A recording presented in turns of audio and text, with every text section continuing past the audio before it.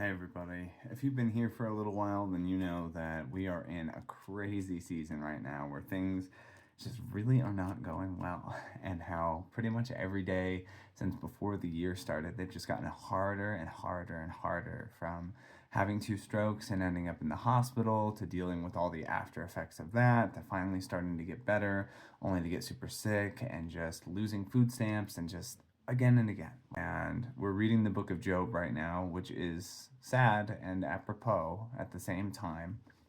We're in chapter 4, the beginning of his friends' responses to him, all of which are horrible, by the way, if you haven't read this already. But the first one really just shows the Jewish perspective of suffering and of any kind of like sickness or any kind of difficulty in your life was seen as a punishment from God for your sins.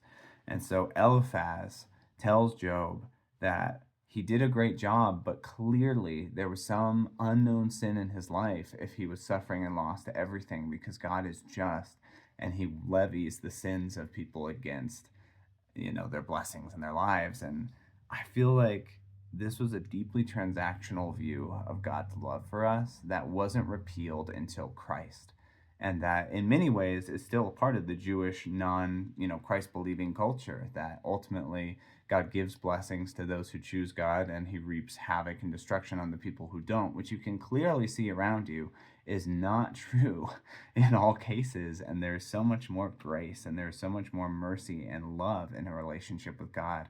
But it can be easy to feel this kind of transactional mindset. And it's not just bad for when your life is bad and you feel like God hates you or God is punishing you or you're distancing yourself from him because you feel like he has something against you. The flip side is just as damaging. When we've done everything that God has asked us to do and we've been faithful and we've sacrificed and we've been obedient and we've lost everything.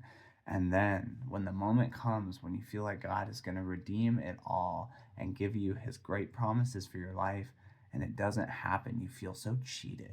You feel so gypped. You feel so lied to, which is just so uncharacteristic of the Lord's actual presence and his actual personality and his actual being, that he gives good gifts because he's good, not because we deserve it.